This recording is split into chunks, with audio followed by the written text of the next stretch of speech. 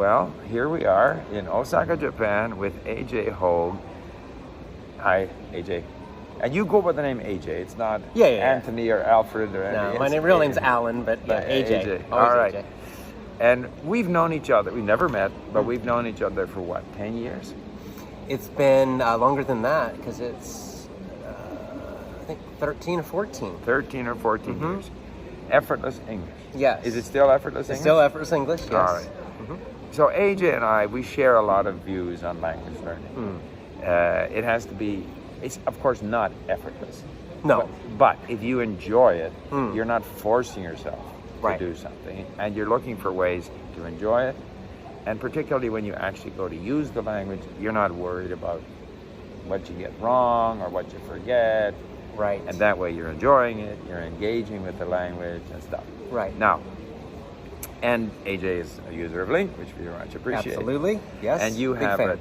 Thank you. And you have a channel on YouTube. Yes, just my name. Just your name. AJ Hoge. AJ Hoge. Do you have other activities like a blog or I do have effortlessenglishclub.com is my main website. Right. But really YouTube and then there's the audio part is a podcast, you know, like I'll do just a it's the same show. It's the same show, but it's a podcast. Okay. And you help your English learners, with English, because first of all, it's spoken in English. Yes. Spoken very clearly, without being, deliberately sort of slowed down, but you enunciate clearly, which not all native speakers do. Right. To say the least. And so the message there is both that they get sort of key vocabulary and structure, but also a lot of encouragement. Yes. Basically. And you're very popular. Yes, well, thank you. And a number of your followers are very happy to hear that we were going to get together. Yes, indeed, because I think there's a lot of, like cross-pollination, right? Between the two, yes. So, first question is, now, can you explain, so you are going to be living in Japan now for the foreseeable future, or? Yes, my wife's Japanese, so we have been, we've been doing kind of long visits here, and we just had 2 babies, and we've decided we're gonna raise them up here. Okay. So now I'm in Japan. Yeah, we have an apartment here in Osaka, and we're planning to stay. We were commenting on how nice it is here, the level of service, the politeness, how gentle in a way. It's very, very pleasant. I mean, every country has its pluses and minuses, and I'm sure there are minuses in Japan too, but there are many, many pluses. It's a very pleasant place to live, despite how, crowded it is everywhere. Yeah, right. Yeah. So what is the AJ philosophy when it comes to language learning? The idea of the name Effortless English, it actually was, it's kind of similar to your book. It was also inspired by the Taoist idea, the Wu Wei kind of, and the idea was effortless effort, but it was kind of a clunky name, so I just chose Effortless English. But the idea is that, of course, on one hand, it's a lot of effort, a lot of time to learn English or any language. But the idea is that it can feel, you can be doing something that spending a lot of effort, for example, exercising. People who love exercising, on one hand, they're physically working very hard, but it can be something that feels very enjoyable. And it's that kind of flow state, where you feel like, well, this is enjoyable, and it feels effortless in a way. What is, explain again the flow concept? So the flow idea being that, you're enjoying what you're doing, you're so focused on what you're doing that it's a feeling of almost forgetting time a little bit. And you don't feel that you're making this, torturous, difficult, painful effort. Which is what school feels like usually. And I think one of the elements, like I've looked at a little bit at this flow theory, and there's a Hungarian with an unpronounceable name. Yes, that's right. Chik Mihaly or something like that. Yeah. And but the idea is you're doing something that is a little difficult. A little. It's not too easy. Like, if people stay with simple stories all the time and never push themselves to harder stories, for example, in language learning, right, then they won't achieve that sense of flow. They'll achieve a sense of boardom. Right. Then you get bored on that. That's there's right. the stress on one side, and then kind of boredom on the other. Exactly. And it's finding that. It's finding that sweet spot where it's a little bit difficult, but you feel you can do it. Yeah. And then you find that you are doing it. You climb the mountain. One of the problems that sort of first language learners have is they don't have the confidence that they're going to get there. Yeah. So they're climbing this mountain, and all they feel is the hard work and the sweat, without any real confidence that they're going to reach the top of the mountain. Right.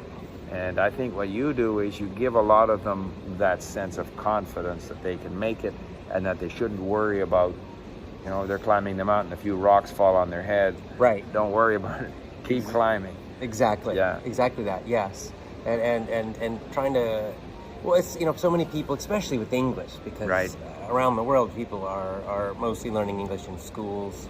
And so they've had all these years of that kind of, tests and grades and memorizing. And it's also kind of stressful, and it creates a mindset that is so focused on, oh, what level am I right now? And, yeah, what level am I? Am I B1, B2? Right. Yeah. And then getting all stressed out about it and totally forgetting that, I can just enjoy this language. I can listen to things that are interesting. I can, like one thing now I'm doing, we have a book club and a movie club where, so once a week I'll do a video, and we choose a book and we all read the chapter, and then I talk about it and discuss it, and it kind of, the idea is to get people interested in and fascinated with the book that maybe that before they thought, it's too hard to read, right? We did Brave New World. Wow. Which is, fairly tough, and right. For some people, if it's too tough, they can just watch our videos and get a lot of the ideas of it. And this is something that you talk about this on your YouTube channel and in your podcast, of course, which is the same. But where do you then go through the book? Well, I'm doing it very generally, kind of like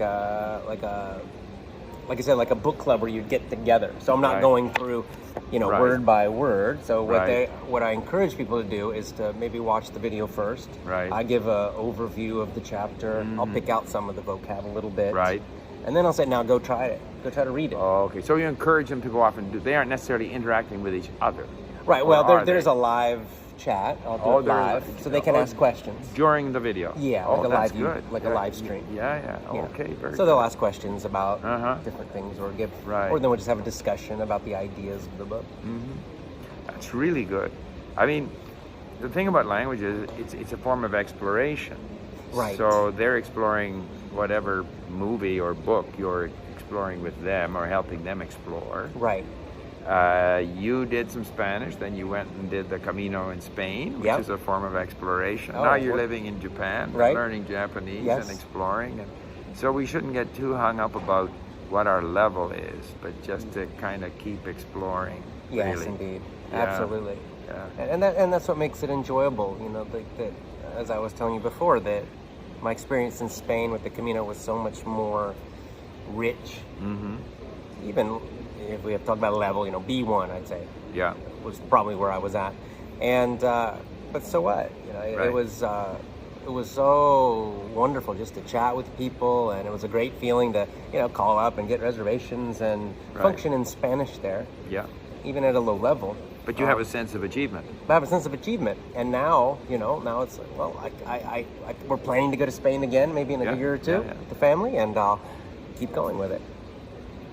Question: what is the sort of age group of the members of your group? Call it people who follow you on YouTube. I'd say it's kind of similar to what you were talking about. I have a few younger folks, but it is more in the, I'd say, 30s and 40s. 30s and 40s. That's what we find as well at Link, 30s and 40s. Yeah. And maybe we'll end on that note. I'm beginning to feel that this whole idea of lifelong learning, I mean, that's the people who do Link are in that age group. Yes, and 50 and 60 and 70. I mean, my 70s.